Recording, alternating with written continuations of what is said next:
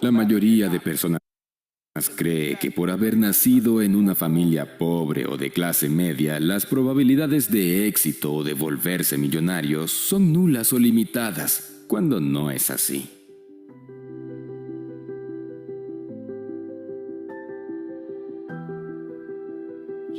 El principal problema de la búsqueda de la riqueza radica en que creemos que es difícil de conseguir, lo cual es cierto.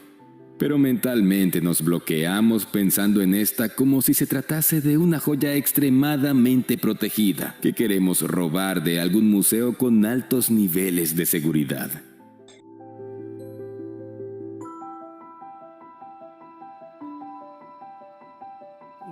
Es esa aparente, enorme dificultad que clavamos en nuestra mente la que nos desanima.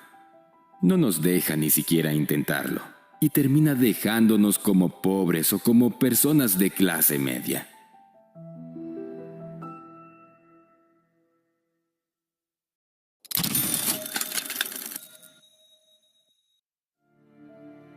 Si desea construir riqueza, en realidad, solo hay dos cosas que debe hacer bien: aumentar la diferencia entre sus ingresos y gastos, y ahorrar esa diferencia y aumentarla exponencialmente con el tiempo. Eso es todo. Y sin embargo, la gran mayoría de las personas nunca construye una riqueza seria. En lugar de enriquecerse con el tiempo, simplemente permanecen a flote década tras década, pasando por la vida gastando tanto como ganan. A lo sumo, construyen un pequeño nido y dependen del gobierno o de una pensión para apoyarlos en la jubilación. La parte más difícil de construir riqueza es comenzar. Después de eso, el camino se vuelve más fácil, a medida que construyes y construyes sobre el impulso inicial. Hay muchas maneras en que puede lograr cualquier objetivo de riqueza realista e ingresos por inversiones pasivas que tenga en mente, siempre que planifique y actúe en consecuencia. Superando obstáculos para alcanzar la libertad financiera. Hay muchos obstáculos mentales importantes que impiden el éxito financiero. La razón más común es que algunas personas creen, por cualquier razón, que no merecen ser ricos. Ahora, sé que algunos de ustedes se preguntarán, ¿por qué es eso? Algunas personas, incluyéndome a mí, han sido criadas con un constante golpe de críticas destructivas. Esto los ha llevado a concluir a un nivel inconsciente que no merecen ser exitosos y felices. Por supuesto, esto no es cierto.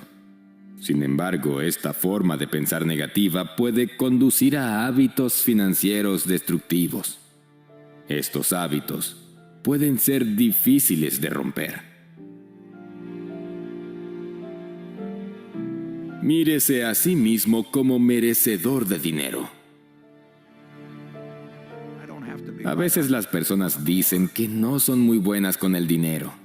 Pero ser bueno con el dinero es una habilidad que cualquiera puede aprender a través de la práctica. Por lo general, decir que uno no es muy bueno con el dinero es simplemente una excusa o una racionalización. El hecho es que la persona no tiene mucho éxito ni es disciplinada con el dinero. La persona no ha aprendido cómo adquirirlo o aferrarse a él. El punto de partida para acumular dinero es que crea en sí mismo. Tiene una capacidad ilimitada para obtener todo el dinero que necesitará. Considérese merecedor de todo lo que puede adquirir.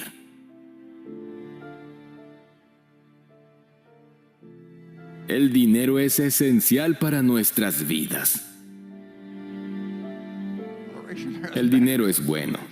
El dinero le da opciones y le permite vivir su vida de la manera que desea.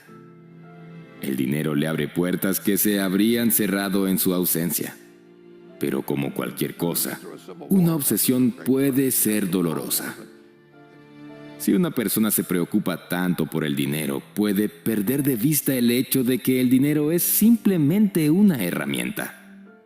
El dinero es esencial para nuestras vidas en la sociedad. También es neutral. No es ni bueno ni malo. Es solo la forma en que se adquiere y los usos que se le da lo que determina si es útil o perjudicial. La inteligencia financiera es la clave del éxito. La inteligencia financiera suena como algo que solo poseen unas pocas personas elegidas. Pero en realidad, todos tenemos un poco dentro de nosotros. La diferencia es que no todos somos conscientes de ella, e incluso aquellos que la tienen no saben cómo usarla para su beneficio. Algunas personas tienen más que otras y tienen una visión más aguda de cómo usar su dinero para generar más dinero. Los expertos en el tema le dirán que no hay secretos principales o esquemas rápidos para hacerse rico. Eso tampoco significa que tengas que esforzarte demasiado. Solo necesita comprenderla mejor y comenzar a hacer cambios en la forma en que maneja el dinero. La inteligencia es una habilidad por aprender. Básicamente se trata de conocer los entresijos de una situación financiera, ya sean sus finanzas personales, las finanzas de su empresa o de la empresa para la que trabaja. Básicamente consiste en comprender y adquirir conocimientos y habilidades en finanzas en el mundo de los negocios. La inteligencia financiera aumentará su riqueza. ¿Hay alguien que no quiera aumentar su riqueza? Para las personas con mentalidad empresarial, lo más importante que debe saber es su flujo de caja. Ya sea que tenga un negocio o no, necesita saber a dónde va su dinero. Una de las razones por las que las personas ricas se hacen ricas y más ricas es porque tienen el ojo puesto en el flujo de caja y lo controlan todo el tiempo. No tiene que ser dueño de un negocio para realizar un seguimiento de a dónde va su dinero, ni tiene que estar haciendo mucho dinero para estar atento. Una vez que conozca su flujo de efectivo, verá a dónde va el dinero que puede modificarse, reducirse o eliminarse por completo. Esto aumentará automáticamente su dinero. La inteligencia resuelve problemas, no el dinero. Esto es algo bueno porque está en sus manos impulsar su inteligencia financiera. Cuando lo impulsa por los medios de los que hemos hablado, entonces el dinero también aumentará. Este es el momento de pensar como un hombre de negocios, incluso si no lo es. Realice un seguimiento de su gasto de dinero y cambie su mentalidad, o al menos amplíela. Comprenda más sobre el dinero. Hable con las personas adecuadas y hágale las preguntas correctas para ubicarlo en el camino correcto hacia el éxito. ¿Cuál es la mejor inversión? Esa es una pregunta popular para la gente. ¿Deberías invertir en bienes raíces? ¿Acciones? ¿Bonos? Estas y más pueden ser buenas inversiones, pero no antes de invertir en usted mismo. Esta es la mejor inversión que puede hacer en cualquier momento de su vida. Cuando hace eso, es mucho más probable que logre el éxito que desea. Es por eso que las personas toman cursos en una multitud de materias, por ejemplo. La persona que va a hacer crecer su riqueza es usted. Por lo que desarrollarse es algo que vale la pena el tiempo y el esfuerzo.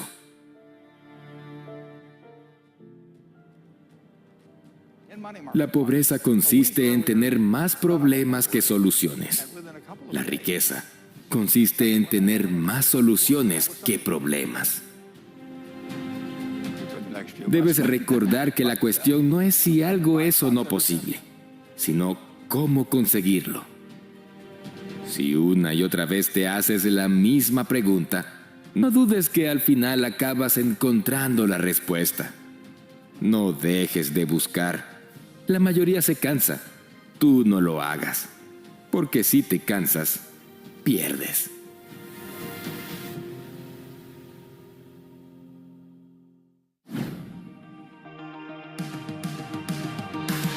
Para finalizar este video, recuerda nuestro compromiso. Las 3 Cs. Comenta, comparte y crea. Comenta, danos tu opinión, idea o aporta a la comunidad en los comentarios debajo del video. Te leemos siempre. La mayoría de personas creen. Bueno, muy buenas noches con todos. Es un gusto darle la más cordial bienvenida a esta capacitación titulada Nivel de endeudamiento y sostenibilidad del negocio. Agradecemos su interés y compromiso por seguir fortaleciendo sus conocimientos en el ámbito financiero.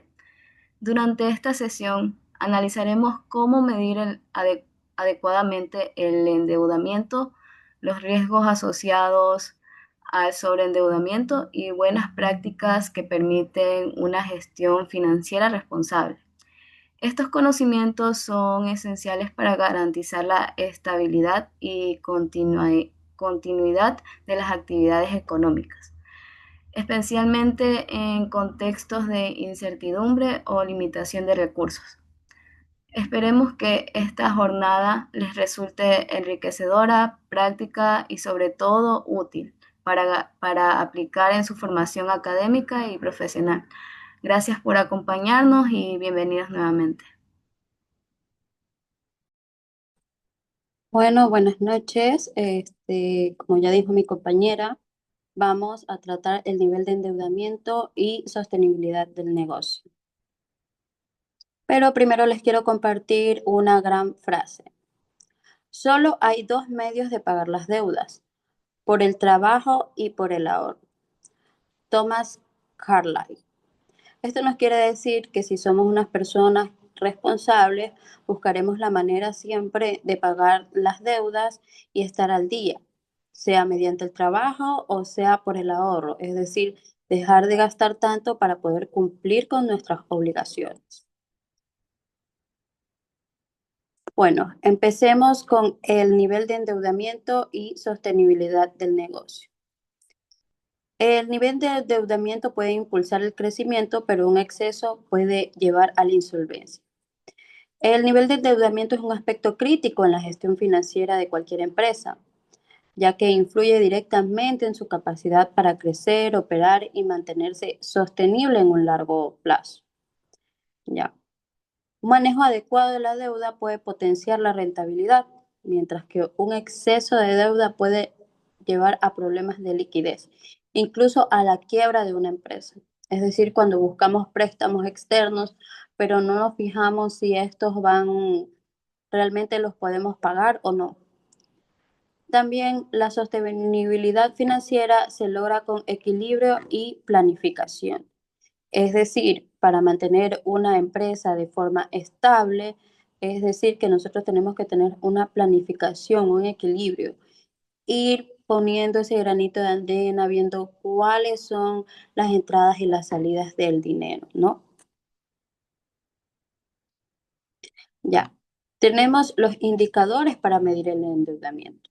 Bueno, estos indicadores financieros son herramientas clave para evaluar el nivel de endeudamiento de una empresa y la capacidad que tiene esta para gestionarlo. Algunos de los más relevantes que tenemos son el ratio de endeudamiento, que es simplemente el pasivo o nuestras obligaciones con el activo total, es decir, la parte importante de la empresa, lo que se mueve. Esto nos quiere decir que si es mayor a 0,6, el riesgo es alto. ¿Ya? Tenemos también el de la deuda dividido para el patrimonio neto, ya que esto nos quiere decir que es el pasivo dividido por el patrimonio y que si es mayor a 1, tiene una estructura muy riesgosa. Es decir, sugiere un financiamiento muy conservador, ¿no? Ahora tenemos también la cobertura de intereses, que es el EBIT dividido para los intereses. Y si es menor a 1.5, existe la dificultad del pago, ¿no? También tenemos el ratio de liquidez, que es aquel que evalúa la capacidad de pagar deudas a corto plazo. Este es simplemente el activo corriente dividido para el pasivo corriente. Y si este de aquí nos da un valor menor a 1, quiere decir que ya hay problemas de liquidez. Pero también podemos decirles nosotros que un ratio entre 1.5 y 1.2 es considerado saludable para una empresa. Es decir, que sí existe la capacidad para pagar las deudas a corto plazo, esos préstamos que hacemos al banco para pagar ciertas cosas que tenemos en la empresa, ¿no? Como los proveedores, como pagar personas que buscan un crédito corto de 90 días, ya. Tenemos el riesgo del sobreendeudamiento. ¿Qué podemos decir sobre el riesgo de sobreendeudamiento? El exceso de deuda puede generar múltiples problemas financieros y operativos. Es decir, el primero, el riesgo de quiebra o insolvencia. Es decir, que si los ingresos no cubren los pagos de deuda, la empresa puede entrar en default o ya la tienen en la mira, ¿no? Ya. Ahora también tenemos la pérdida de la flexibilidad financiera. Ya. Los altos niveles de deuda limitan la capacidad de invertir en crecimiento e innovación. Es decir, cuando tú tienes tu empresa, digamos una panadería o una esa, y ahora ya no quieres hacer tú en un horno tan pequeño, ¿no? Ya tienes el personal o la gente o la demanda de la gente que quiere comprar más pan, pero tú no tienes la capacidad para poder hacer más pan porque tienes un horno muy pequeño. Ya no puedes invertir en esto porque estás limitado debido a tus deudas. Tienes esta restricción también para obtener nuevos créditos. También tenemos el aumento del costo financiero. Es decir, que los mayores intereses y primas elevan el costo del capital, ¿ya? Los intereses, esos que tenemos en el banco, nos quitan la posibilidad y nos disminuyen la rentabilidad para los accionistas, es decir, para las personas que decidieron invertir en tu idea de negocio. Ahora también tenemos la dependencia de condiciones externas, es decir, cambios en tasas de interés o recesiones afectan más a empresas altamente endeudadas. Es como lo que estamos sucediendo ahorita, ¿no? Es decir, las tasas, porque te vas a poner un negocio, subieron. O la recesión, es decir, ahorita estamos tratando de pagar una deuda y tal cosa, ¡pum!, nos vienen y nos cobran vacuna, ¿no? Obviamente te va a dificultar pagar la deuda que ya tienes con el banco o la cooperativa o donde decidiste sacar tu dinerito para poder financiar tu empresa y aparte también tener que pagar otra deuda más con el vacunador. Imagínense ahora. Ahora también tenemos presión sobre el flujo de caja, que son los pagos obligatorios, o sea, el capital más los intereses. Estos reducen el efectivo disponible para operaciones, es decir, como para comprar maquinaria nueva o ese capital que sirve para comprar más materia prima, ¿no? Ahora vamos a ver un videito sobre el sobreendeudamiento.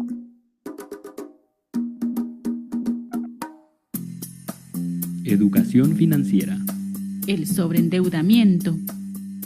En este video hablaremos del sobreendeudamiento, cómo evitarlo, señales de alarma, consecuencias y buenas prácticas para evitar sobreendeudarte. 1. El sobreendeudamiento. Es cuando una persona debe más de lo que puede pagar. Esto pasa cuando se hace un préstamo sin tomar en cuenta la capacidad de pago. 2. Evita sobreendeudarte. Lo primero es evitar atrasarte en los pagos de tu crédito. Recuerda que sobreendeudarte afecta a tu familia, ya que no puedes cubrir sus necesidades y hasta puedes perder tu casa o negocio. Por lo tanto, evita préstamos fáciles, que te cobran muchos intereses, y no te metas a tantas deudas al mismo tiempo. Utiliza las tarjetas de crédito de forma racional. Bien usada una tarjeta de crédito nos quita el riesgo de cargar dinero en efectivo y nos beneficia cuando compramos cosas a plazos. Puede servir de garantía y hasta se pueden aprovechar descuentos y promociones. Pero cuidado, son tan fáciles de usar que algunas veces cuando te das cuenta ya debes demasiado con ella y te puedes sobreendeudar. 3. Señales de sobreendeudamiento. Compras al crédito lo que antes comprabas al contado. Te atrasas con el pago de tus deudas. Usas tu tarjeta de crédito para pagar cosas como la comida y haces uso de tus ahorros para pagar tus deudas. El pago de tu deuda es mayor al 20% de tus ingresos. 4. Consecuencias del sobreendeudamiento. Nadie te prestará dinero de nuevo. Te escondes y mientes a los cobradores. Tienes preocupación y estrés. Te pueden embargar o quitar tus cosas. Puedes tener conflictos familiares. Tu reputación y la de tu familia se ve afectada. 5. Buenas prácticas para evitar sobreendeudarte. Lo mejor es reconocer y enfrentar la situación. No te escondas ni digas mentiras. Explica honestamente tu situación. Negocia y llega a un acuerdo con la otra persona. Revisa tus gastos y haz un plan para salir de tus deudas.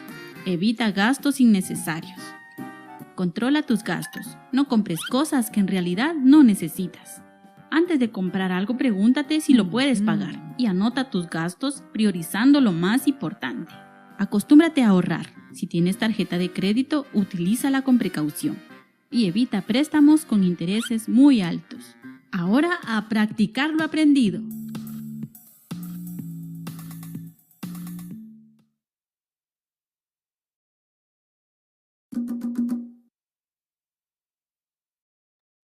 Bueno, ahora les voy a dar una breve explicación sobre el video, ¿no? Ya vimos cuáles son las consecuencias de sobreendeudarnos. Un ejemplo que podríamos dar es cuando decidimos hipotecar la casa, hipotecamos la casa, pero tenemos que dar, digamos, una cuota de $400 por, qué sé yo, por 5, 6, 7 años de $500, pero, y decimos, ay, sí, yo sí puedo dar $500. Tú ganas $500, pero también no estás pensando en que debes de pagar la luz, de pagar, comprar la comida, los gastos que existen también en tu hogar, aparte de esto, la salud, y aún así decides endeudarte. Ya estás endeudado con eso porque tienes una deuda mayor al ingreso que tú recibes de $500 y ahora decides prestarle al chulquero de la esquina y dices, no, es que él me va a prestar y esta persona te presta el 20%, no tienes los $500 para pagar al banco, pero ahora también tienes que pagar al chulquero, ahora son dos deudas. Ahora también decidiste que, chúptica, me hace falta un televisor, pero tú ya tenías un televisor, quizás no el más nuevo, pero lo tenías y decides aún así comprártelo. Ahora tienes tres deudas, ¿ya? ¿Cuál es el problema de esto? Digamos, la persona hipotecó la casa para sacar el préstamo y ahora no ha podido pagarlo.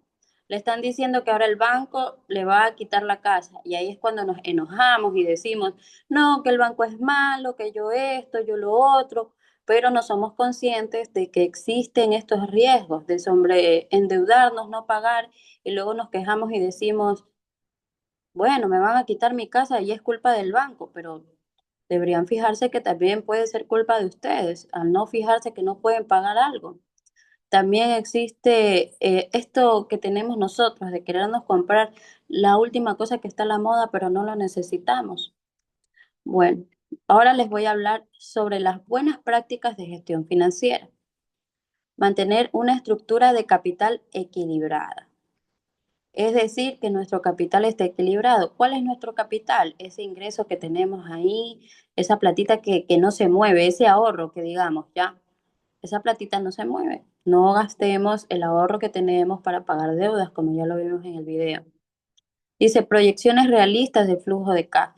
Es decir, no vas a decir, ay, yo creo que en un mes sí tengo $100, pero realmente no sumas los 50, los 25, el dolarito que vas reuniendo semana a semana y al mes no vas a lograr en realidad reunir esos $100, ¿verdad?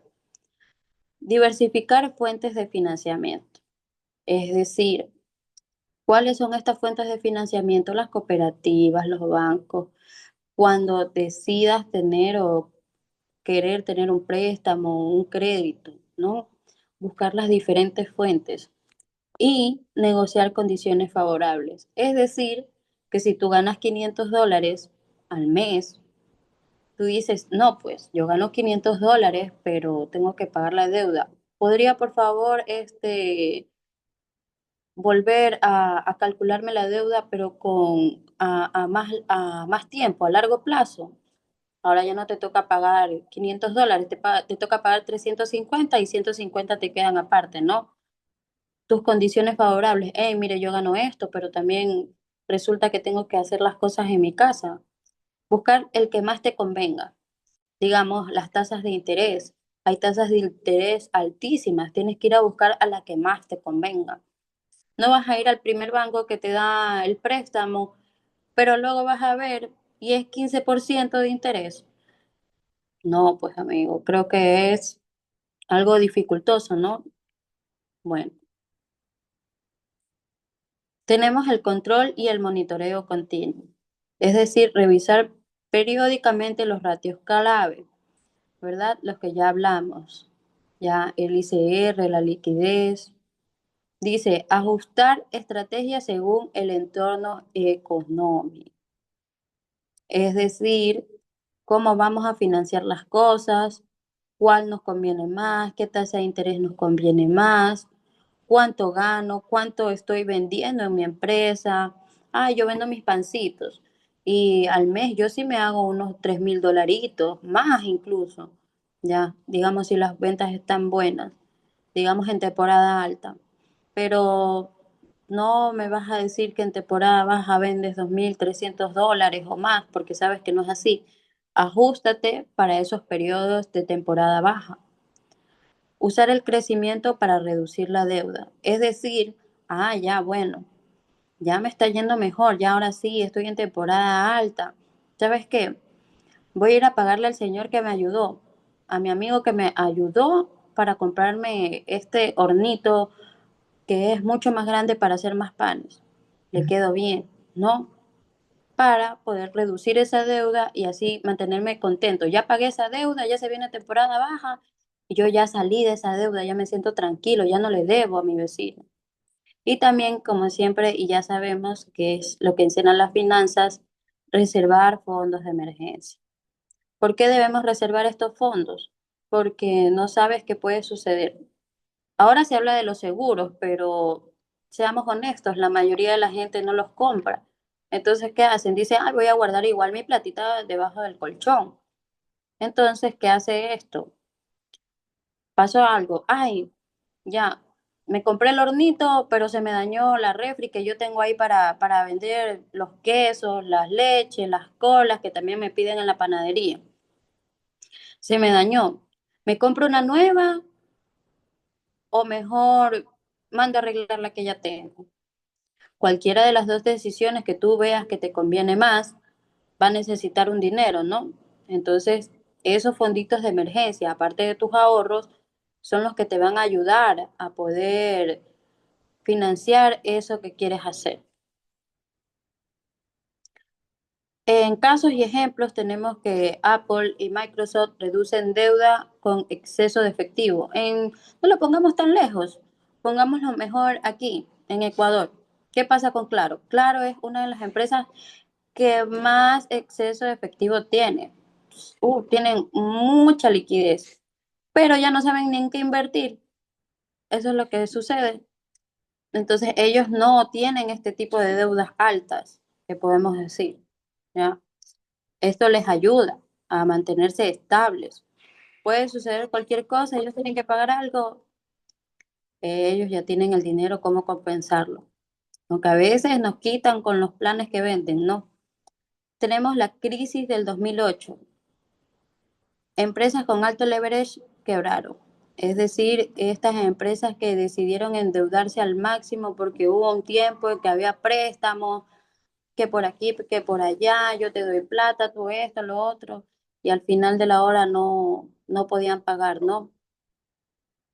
Ahora, ¿qué nos queda de lección de esto? Que la planificación y resiliencia ante el endeudamiento. Es decir, que busquemos planificar a largo y a corto plazo. Y la resiliencia, pues, tratar de mantenernos y saber salir de estas deudas. Bueno, a continuación, mi compañera Angie, ella les va a explicar cómo hacer un presupuesto familiar. Muy buenas noches con todos los presentes. En esta noche pues vamos a hablar sobre el presupuesto familiar. Para iniciar, ¿qué es un presupuesto familiar? Este es un registro y una estimación de los ingresos, es decir, el dinero que ingresa al hogar o también poniéndolo en el caso en el que ingresa a una empresa. Y los gastos, el dinero que sale durante un periodo de tiempo determinado. Por lo general, hablando del presupuesto familiar, el tiempo estimado es de un mes, pero ya hablando a nivel de empresas, este tiempo se estima aproximadamente ya sea trimestral, semestral o hasta anual. El principal objetivo no es restringir sus gastos, sino darle el control para que se puedan tomar buenas decisiones financieras y sobre todo informadas y conscientes. Un presupuesto familiar en sí es una herramienta clave para tomar el control de nuestras finanzas, ya sea en el hogar o las finanzas de una determinada empresa. Este nos ayuda a entender a dónde va nuestro dinero y ya sea qué podemos planificar para el futuro y darle la mejor inversión o darle el mejor uso a este para, por ende, poder tener una buena opción. Como punto número uno, tenemos que nos da una visión clara de lo que es el dinero. Pues bueno, en este punto se puede decir que significa que dejas de adivinar y pasas a saber con exactitud cuánto dinero entra y lo más importante, a dónde va cada centavo. Mi compañera hablaba sobre las estimaciones, sobre cómo se podía observar cuando tenemos sobreendeudamiento. Entonces, por ende, ellos nos dan una visión clara sobre lo que es el dinero. Muchas personas creen saber en qué gastan el dinero, pero al hacer un ejercicio de presupuesto, muchos se pueden sorprender al descubrir la magnitud que aquellos gastos hormigas, se le pueden llamar gastos pequeños a diarios, la magnitud del peso que esto puede conllevar. Vamos con el segundo punto que dice, no, te ayuda a alcanzar tus metas. El presupuesto transforma los sueños en planes concretos. Una meta sin plan es solo un deseo. Cuando tienes un presupuesto, puedes asignar dinero específicamente a tus objetivos. Poniendo un ejemplo muy secular y un poquito fuera de lo que es lo financiero, mi compañera mencionaba que a veces nosotros como seres humanos deseamos tener tal vez la nueva tecnología, lo que está de moda muchas veces, pero sin muchas veces tener el presupuesto que en este caso abarca aquello que nosotros deseamos. Entonces, lo primero de nosotros ponernos una meta es saber lo que tenemos y hasta dónde podemos llegar y también sobre todo poder tener conocimiento de esto, porque ya no se trata de ahorrar lo que sobra, sino de ahorrar primero. El presupuesto te permite destinar una cantidad fija cada mes para metas a corto plazo, ya sea un viaje, como mencionaba, comprar, qué sé yo, un electrodoméstico, algún, qué sé yo, teléfono. Y a largo plazo, la cuota inicial de una casa puede ser la educación de los hijos, la jubilación, incluso hasta un ahorro a futuro. Eh, en este punto, esto nos anima a que, a pesar de que uno tenga las metas claras de lo que tal vez desea, podamos tener en cuenta todos estos puntos. El punto número 3 dice, evita que te endeudes. El endeudamiento es uno de los mayores obstáculos para la estabilidad financiera de un hogar e incluso de una empresa. Un presupuesto es la primera línea de defensa que tiene, ya lo mencionado, puede ser en este caso el hogar o la empresa. ¿Qué significa esto? Que al conocer nuestros ingresos y nuestros gastos, podemos vivir dentro de las posibilidades a lo que nos abarca. Es decir, que esto te impide tal vez gastar dinero que no tienes y recurrir a préstamos o tarjeta de créditos para cubrir gastos básicos, que es lo que suele pasar muchas veces. Como mencionaba, tal vez otro ejemplo es como que si yo quiero irme de viaje a China, pero yo sé que el presupuesto que yo tengo o que abarco diariamente o mensualmente, en este caso, de un dicho trabajo, no es lo suficientemente adecuado o no es lo suficiente alcanzable para yo poder realizar ese viaje. Entonces, ahí es donde entra el endeudamiento, muchas veces sin conocimiento en lo que es en el hogar. Y también está pasando y suele pasar en empresas cuando hay una mala administración o por ende no hay el conocimiento de lo mismo. Entonces, ¿qué pasa? Yo decido ir al viaje, pero no tengo el presupuesto adecuado, decido hacer un crédito. Y este crédito va y, bueno, lo obtengo, pero ¿dónde está el problema en el crédito? El problema no está en tal vez el dinero que me dan a mí, sino el problema en que está en el que yo vaya a dar, en este caso, en los intereses. Muchas veces el crédito más fácil que a nosotros nos otorgan son con las tasas de intereses sobre los cielos, se podrían decir. Pero como mi anhelo y mi deseo es ir al viaje, en ese momento a mí no me importa nada. ¿Por qué? Porque mi deseo está en ir a China, supuestamente. Entonces no veo las consecuencias a futuro. Eh, Evita que nos endeude, bueno, en este caso nos ayuda, lo que es el presupuesto familiar, nos ayuda a identificar y a eliminar gastos superficiales que podrían estar llevándonos a la deuda. Eh, Cuarto punto, te prepara para imprevistos. Bueno, nunca estamos exentos a que nos pase alguna sorpresa, alguna dificultad, alguna calamidad doméstica, tal vez que no está a nuestro alcance. Nuestra compañera también mencionaba sobre el ahorro y sobre la reserva, que en este caso también, más adelante hablaremos sobre lo que es el ahorro, en este caso que viene a ser también una reserva en el hogar familiar. Eh, la vida siempre nos presenta sorpresas. Un coche que se avería, que tiene tal vez un daño, una factura médica inesperada, la pérdida de un familiar, qué sé yo, la pérdida de un empleo. Tal vez nos pase un accidente y ya no podemos seguir laborando porque nuestra vida no puede continuar de la misma manera luego de haber pasado eh, una sorpresa. Entonces el presupuesto nos permite tener, como quien dice, un colchón, se podría decir, nos permite tener como que si vamos a caer, ¿dónde caer? Entonces para eso nos prepara, en este caso, el presupuesto. Es decir, que el presupuesto nos da la capacidad de crear un fondo de emergencia. Al destinar una porción de tus ingresos al ahorro para imprevistos, construye una red de seguridad. Esto evita que tengas que endeudarte o desmantelar tus ahorros para metas importantes cuando ocurre algo inesperado. Eh, un consejo práctico que nos da también es que esto nos explica el fondo de la dificultad que tal vez podamos tener y en este caso ya nosotros deberíamos tener, como que dice, un fondo de emergencia para poder cubrir aquellas sorpresas que tal vez nos llegan. Como quinto punto tenemos reducir el estrés financiero. ¿A quién no le estresa el endeudarse? ¿A quién no le estresa tal vez tener deudas y decir tal vez cómo lo voy a pagar? En otro ejemplo, yo tengo un trabajo tal vez estable, yo me endeudé por algo, y de cierta manera a todos nos afecta tener una deuda, nos estresa y eso también afecta en este caso a la salud. Nos estresa y si por alguna razón, por A o B motivo, tal vez me despiden, ese estrés puede aumentar. Y es decir, yo, chuta, ahora cómo pago esta deuda si ya estoy sin trabajo. Y ahora imagínense, auméntele siquiera el no tener un fondo, en este caso llamémosle un fondo de reserva, el no tener esto.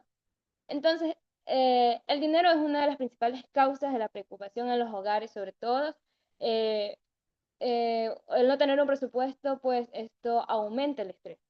Tener un plan financiero elimina incertidumbres y ansiedad.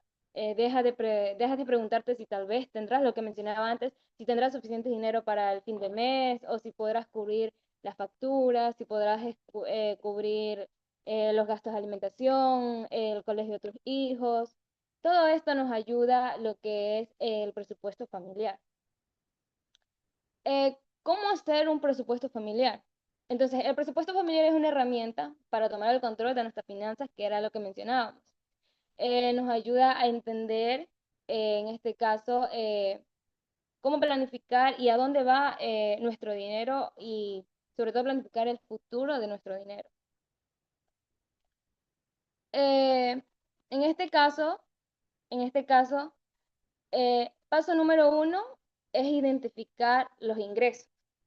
En este caso, el paso número 1 para realizar el presupuesto familiar es tener una lista de todas las fuentes de ingresos, ya sean mensuales, quincenales, porque tenemos entre los ingresos fijos y los ingresos variables, en este caso. En este caso, un ingreso fijo puede ser el sueldo.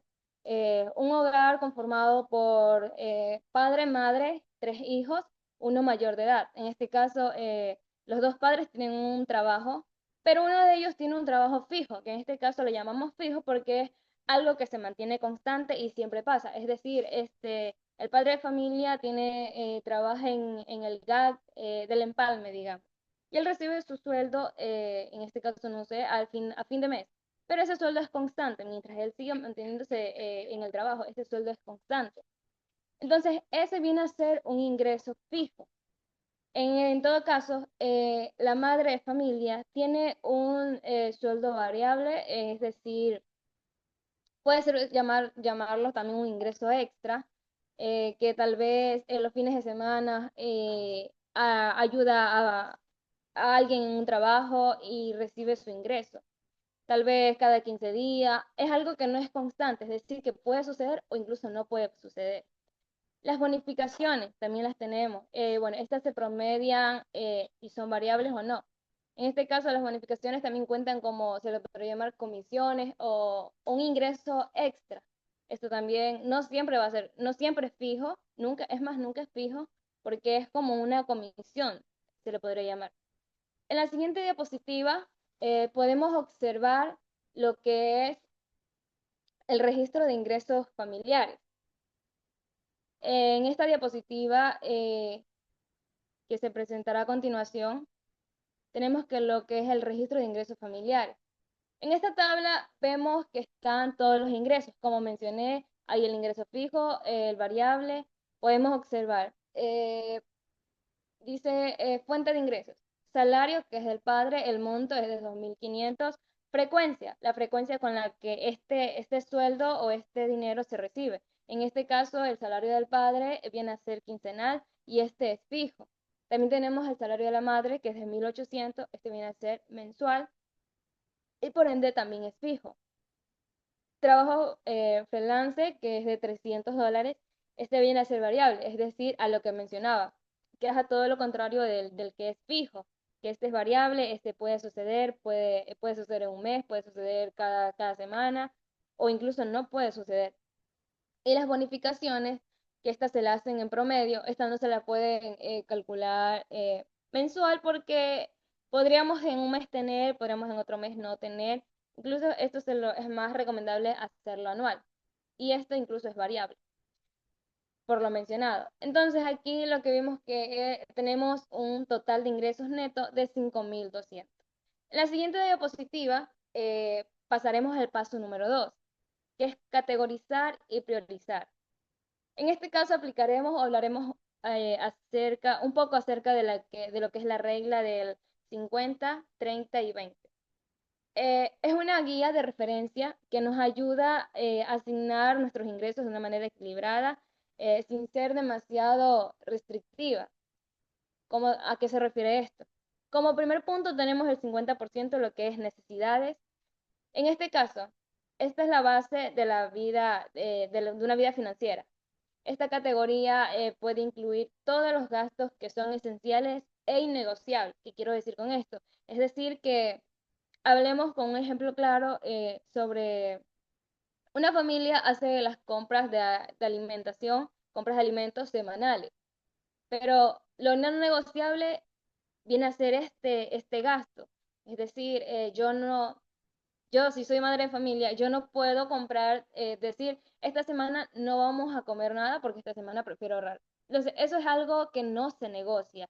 Puede ser también, qué sé yo, el pago de energía eléctrica, eso tampoco se negocia. Porque esto es algo de supervivencia y de nuestra vida cotidiana. Si no lo pagas, pues tendríamos problemas significativos. Hay varios ejemplos de estos gastos, puede ser vivienda, en este caso puede ser una hipoteca o pago de un alquiler, servicios básicos, como lo mencionaba, electricidad, agua, gas, puede ser el transporte, en este caso ponemos de ejemplo el transporte, qué sé yo, el transporte de los niños que se dirigen al colegio, es algo tampoco que no se negocia, la gasolina, mantenimiento, seguros de coche, perdón, incluso hasta el transporte público. La alimentación, como lo mencionaba, también es uno de los factores. En este caso, los comestibles y productos básicos para el hogar. Uno de los no negociables también es la salud, lo que es el seguro médico, medicinas, incluso esos inconvenientes sorpresas que pueden darse en un hogar, que tal vez un integrante se enfermó y hay un gasto, el cual tampoco es negociable, aunque no se lo tenía tal vez previsto, tampoco es negociable.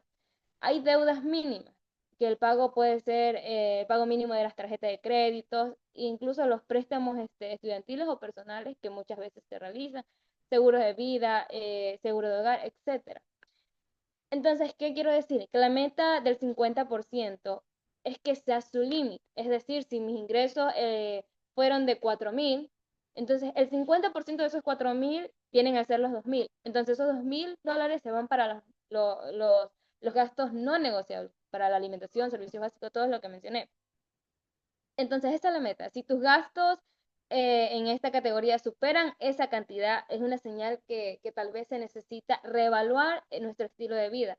Se podría considerar también buscar una vivienda más económica. En este caso, dando otro ejemplo, tal vez, bueno, nuestros ingresos fueron de 4.000, pero el 50% es de 2.000. Y los gastos que tal vez yo mencioné anteriormente pudieron haber pasado los 2.000 y pueden haber sido 2.500. En este caso tendríamos que verificar, y de hecho para esto nos sirve el presupuesto familiar. Tendríamos que verificar y ver tal vez en qué estamos invirtiendo de más o tal vez ya no se considera necesario. Y disminuir el costo de esto.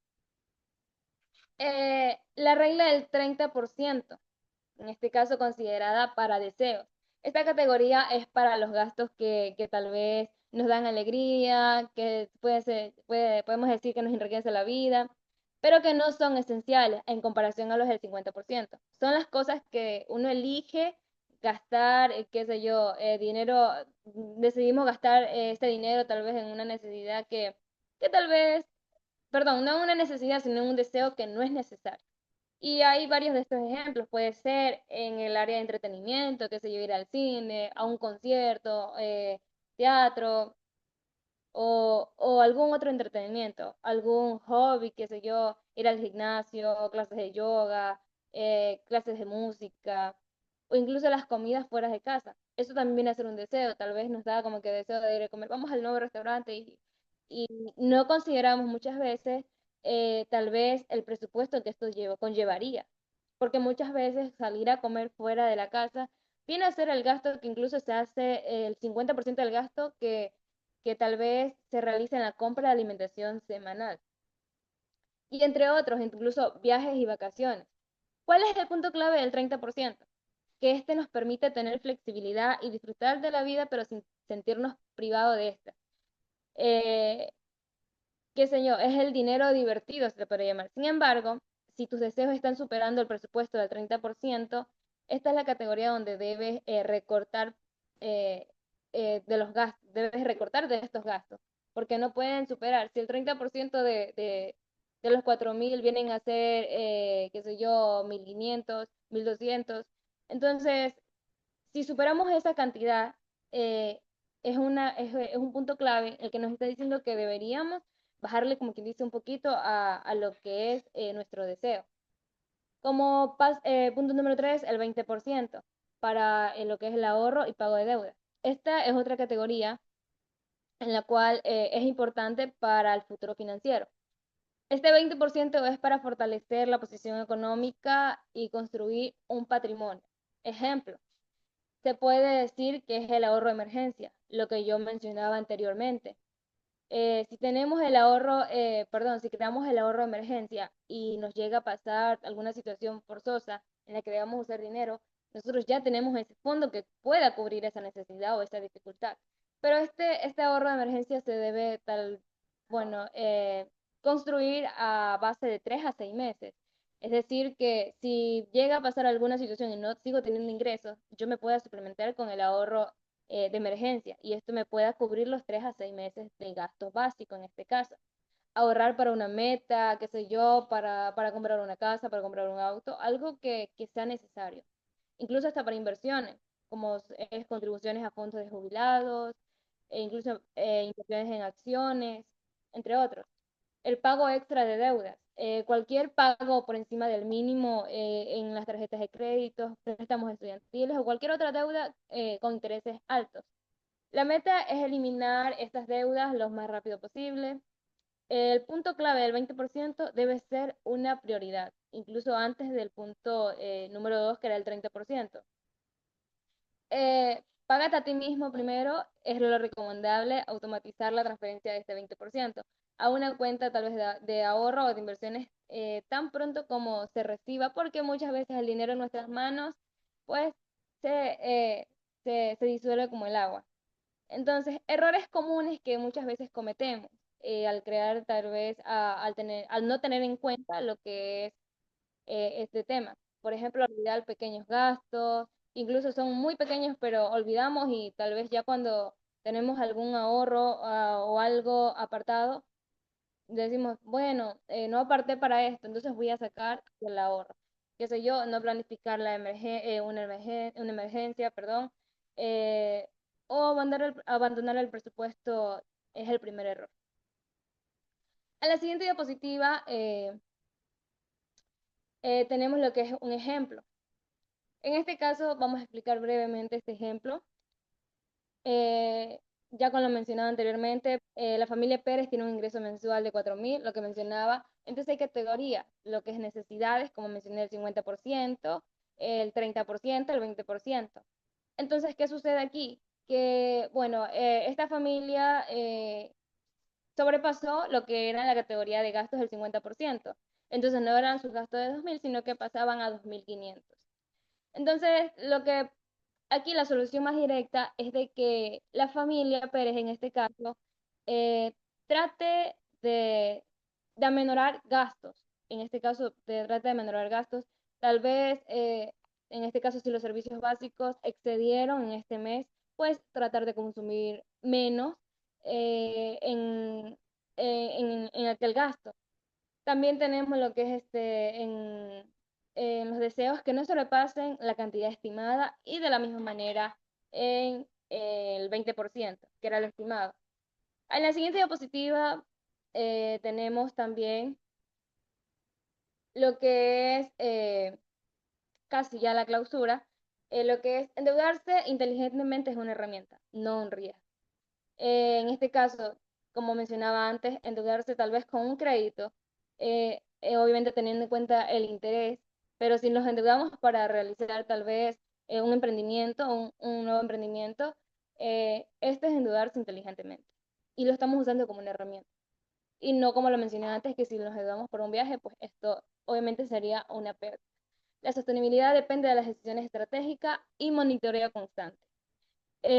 Gestionar con visión y responsabilidad es una de las metas de un buen financiero, y en base a lo explicado, espero haya sido comprendido este tema, que es un tema que a la expectativa pues también es muy interesante y creo que nos ayudaría sobre todo en función del hogar. Muchas gracias por su atención. Si tienen alguna pregunta pueden realizar.